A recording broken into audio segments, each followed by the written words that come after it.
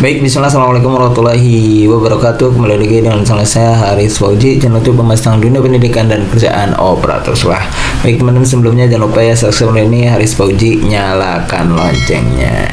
Baik teman-teman, ada informasi baru terkait pengerjaan kita di web e-ijazah. Informasinya ini ya teman-teman.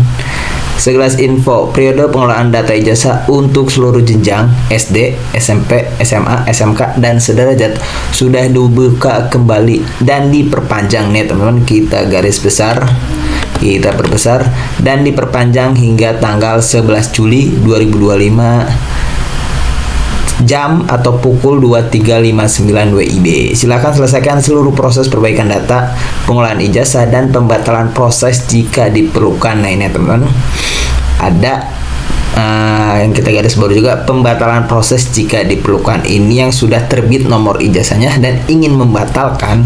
Ini pembatalannya kalau seluruhnya teman-teman, bukan pembatalan yang nama siswanya salah atau yang lainnya. Ntar kita bahas sedikit. Pada periode waktu yang telah ditentukan, perlu diperhatikan bahwa perbaikan data pada Dapodik, kita pergi lagi, dan Verpalpeda memerlukan waktu integrasi 1 kali 24 jam ke manajemen ijazah. Pastikan satuan pendidikan telah mengunggah PTJM dan sudah disetujui oleh Dinas Pendidikan sebelum tenggang waktu berakhir nih teman-teman. Jadi sampai 11 Juli itu teman-teman masih bisa mengerjakan e-ijazah dari perbaikan data, pengolahan ijazah, dan pembatalan proses jika diperlukan ya teman-teman. Kalau teman-teman yang sudah terbit nomor ijazahnya dan ingin dibatalkan, apa saja yang dibatalkan? Contohnya nama sekolah. Nah, nama sekolahnya salah, misalkan harusnya SMP swasta tapi swastanya tidak ditulis, atau nama kepala sekolahnya salah, tidak ada gelarnya, atau SK penulisannya salah, seharusnya ada garis miring atau pakainya kutip atau strip. Nah itu bisa pembatalan jika diperlukan, tapi pembatalannya butuh proses ya teman-teman.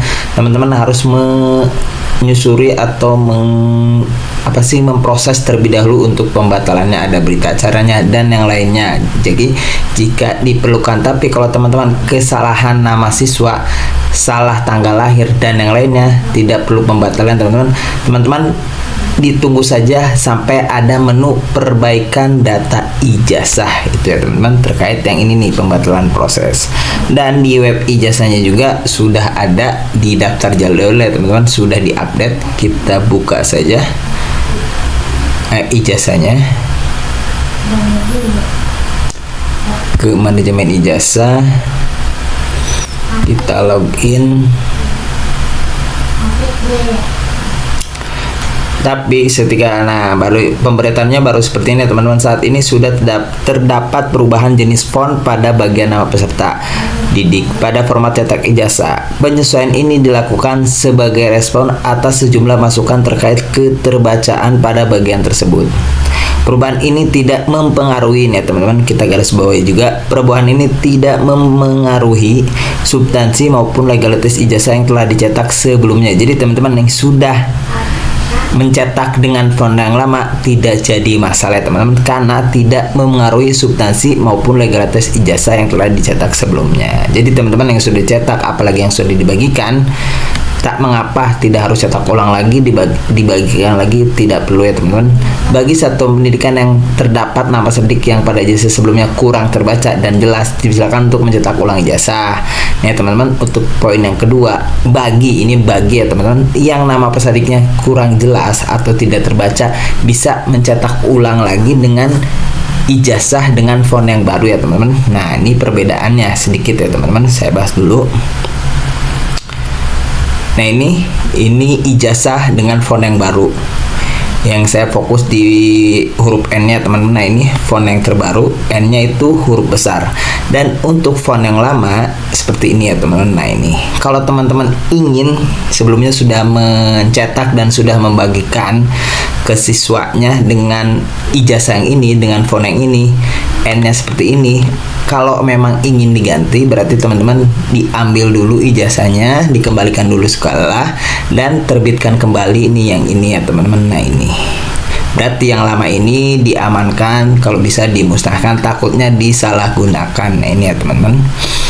Dan untuk yang lainnya gimana Pak? Berdasarkan yang tadi ya teman-teman, di ijazah yang tadi di sini ya teman-teman, perubahan ini tidak memengaruhi substansi maupun legalitas ijazah yang telah dicetak sebelumnya. Jadi teman-teman tinggal dipilih mau dicetak ulang atau tidak perlu, karena ijazahnya sudah dibagikan dan harus mencetak ulang lagi tidak perlu ya teman-teman. Tapi kalau emang namanya tidak jelas, tidak terbaca, boleh dicetak ulang lagi, seperti itu ya teman-teman.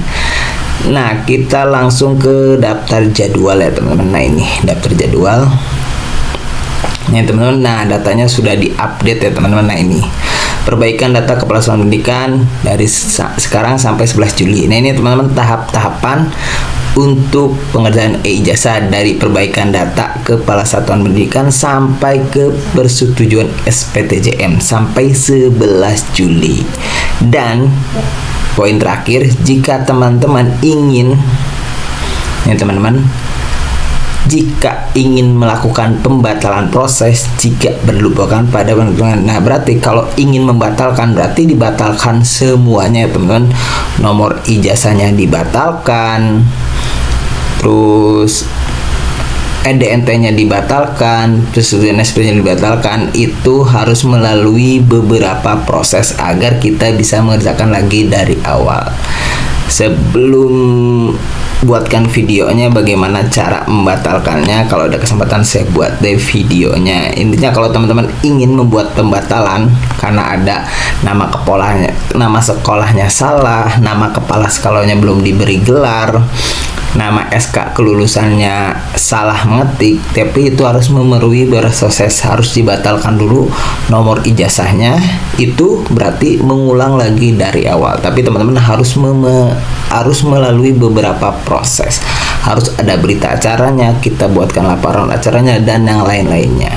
Tapi kalau ada kasus sepertinya nama siswanya kurang huruf, nama siswanya salah, kelahirannya salah, tanggal lahirnya salah, nah itu diprintkan saja dulu, baru nanti ada menu perbaikan di sini ya teman-teman. Nah ini, nah di sini ya teman-teman, validasi ijazah. Formulir pengajuan perbaikan ijazah digunakan ketika ada perbaikan data di dalam ijazah. Ini ya teman-teman, ini yang kalau teman-teman mengalami, siswanya atau peserta didiknya mengalami kesalahan namanya, tanggal lahirnya, tempat tanggal lahirnya, dan yang lainnya, ini teman-teman masih dalam tahap pengembangan. Jadi yang masih salah namanya di print aja yang ada dulu, bagikan aja yang ada dulu untuk perbaikannya nanti. Oke, itu saja informasinya terkait jadwal ijazah diperpanjang hingga 11 Juli. Semoga informasi ini bermanfaat dan tersampaikan ke seluruh teman-teman. Tolong dibagikan, di-sharekan ke teman-teman yang lain. Dan tentunya jangan lupa juga subscribe ini Haris Fauji, nyalakan loncengnya. Wassalamualaikum warahmatullahi wabarakatuh.